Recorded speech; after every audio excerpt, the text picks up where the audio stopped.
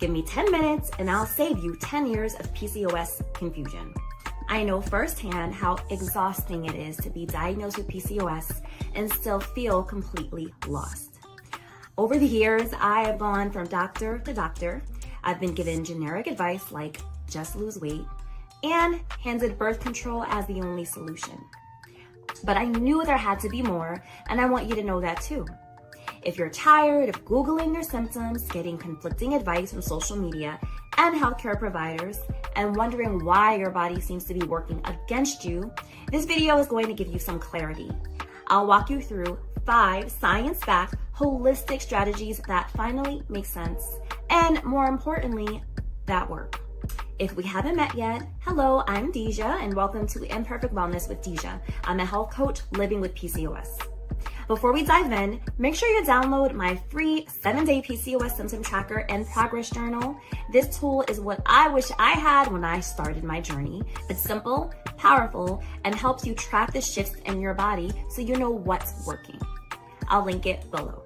Let's start with one of the biggest PCOS myths out there, which is you just need to lose weight. This advice is not only oversimplified, it's harmful. PCOS is a complex hormonal condition.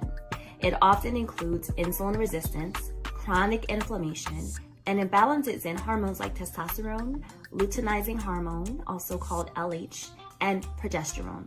I spent many years dieting, doing fasted cardio, and crying in dressing rooms. The scale wouldn't budge, or sometimes it would, but then it would bounce right back. What I didn't realize is that chronic under-eating and over-exercising were stressing my body out even more. What helped me turn things around was understanding blood sugar regulation. I started eating protein at every meal, added healthy fats like avocados and olive oil, and swapped out sugary breakfast foods for things like eggs, Greek yogurt, or protein smoothies. I stopped fearing carbs and learned to pair them with protein and fiber to avoid insulin spikes. Your body isn't broken, it's just out of balance. And there are ways to restore that balance gently. Start with your plate. Build meals that nourish you instead of deprive you. You'll be amazed how your cravings calm down, your energy levels rise, and the mental fog begins to lift. Give yourself permission to eat to feel better, not to punish yourself. I also want to say here that while weight loss can help some women with PCOS, the focus should be on metabolic health and sustainable habits, not restrictive dieting or weight alone. And remember that movement is a part of this balance too. Regular, enjoyable physical activity like walking, strength training, or yoga, for example, can help improve insulin sensitivity, boost your mood, and support your hormones. The key is to find the types of movements that feel good to you and that you can sustain, and not to punish yourself with extreme workouts. Now let's talk about periods, or the lack of them. Have you ever felt like your cycle is totally unpredictable or just missing? Irregular or missing periods are a hallmark of PCOS, and they usually mean your body isn't ovulating regularly. This is tied to low progesterone, a hormone you only produce after ovulation. So no ovulation equals no progesterone equals chaotic cycles or no cycles at all. When my period was virtually non-existent, which was through my teens, my 20s, and my early 30s, I thought there wasn't anything I could do other than take medication. Doctors told me it was normal for PCOS and pushed birth control to force a bleed. But that's not the same thing as ovulation, and it doesn't solve the root problem. Eventually, I started working with my cycle instead of against it. What actually helped me wasn't another prescription, it was changing how I nourished my body. After years of being a vegetarian, I made the decision to start eating animal protein again. I prioritize high-quality proteins like chicken, beef, salmon, and eggs, and I significantly reduced my sugar and refined carb intake. Within weeks of me making these changes, my cravings lessened, and miraculously, my period came back naturally. While lifestyle changes like stress reduction, quality sleep, and balanced nutrition are foundational, certain supplements also have strong evidence for supporting ovulation in women with PCOS. The most well-researched supplement for restoring ovulation in PCOS is inositol, particularly a combination of myo-inositol and D-chiroinositol in a 40-to-1 ratio. Multiple clinical trials and meta-analyses show that this formulation can improve insulin sensitivity, regulate menstrual cycles, and significantly increase the likelihood of ovulation and natural conception in women with PCOS.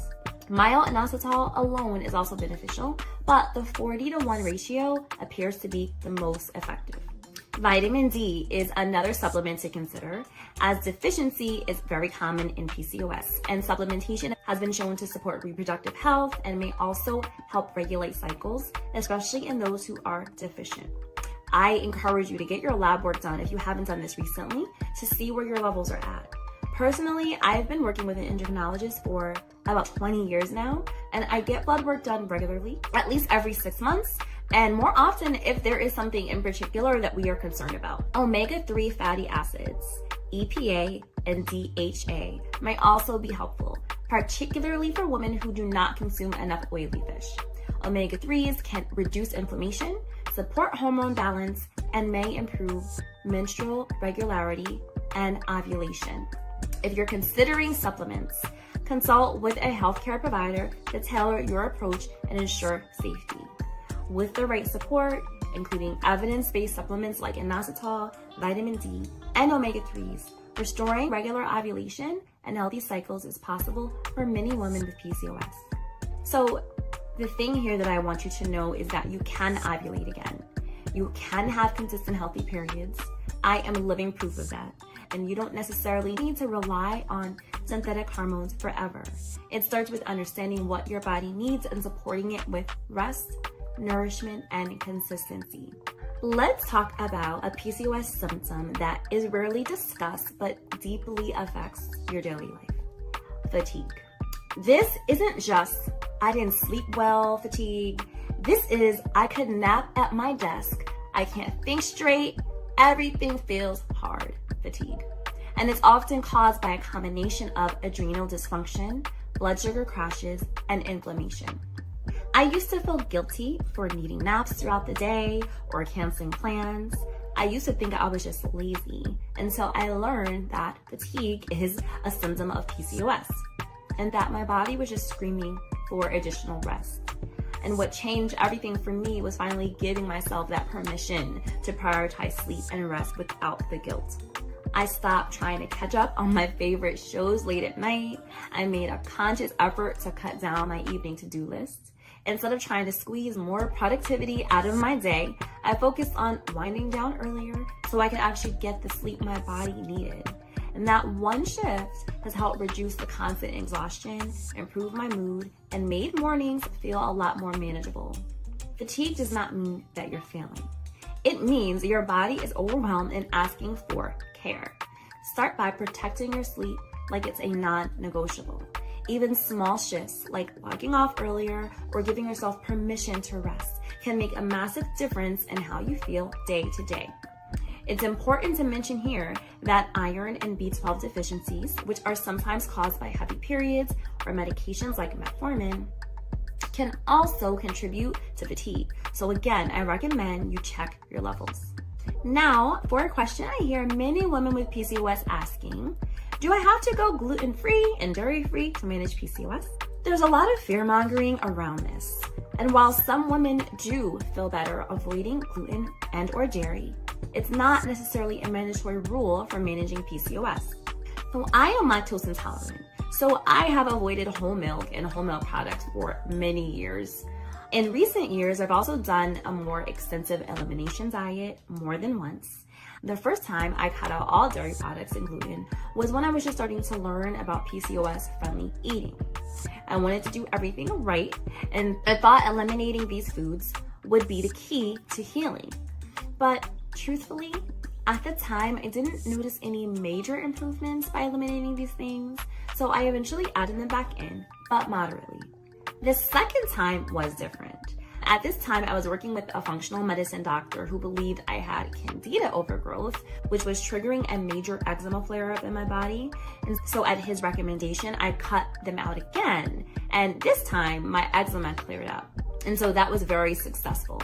Since then, I've slowly and mindfully reintroduced both dairy and gluten back into my diet in small amounts. And this doesn't mean that I wouldn't cut them out again if my body gave me a reason to. I've just learned to listen more closely to my symptoms rather than sticking to rigid food rules because someone else tells me that's what I need to do.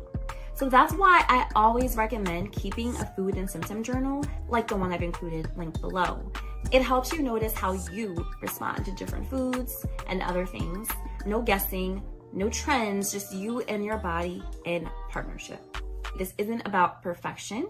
It's about paying attention. You're allowed to change your mind. You're allowed to reintroduce foods and reevaluate later. The power comes from tuning in and making decisions based on your body's feedback, not someone else's rules. And let's talk about mindset, because how you think about your PCOS matters more than you know. Living with PCOS can feel lonely and overwhelming. And many of us carry shame about our bodies, our weight struggles, our fertility, and our symptoms. The constant stress affects your cortisol, which affects your other hormones. It's a cycle and not a good one. For many years, I felt broken. I thought my body was abnormal. But the moment I shifted my mindset from fixing my body to supporting it, everything changed. I began practicing self-compassion.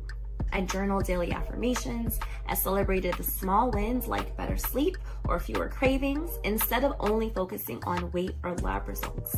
I also connected with other women who got it.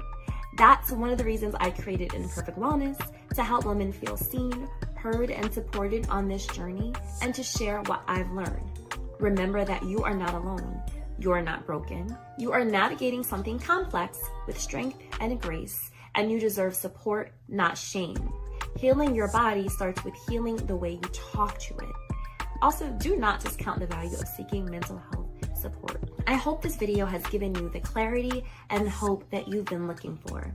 These are the steps that help me break free from confusion and start truly healing, and I believe it can help you too.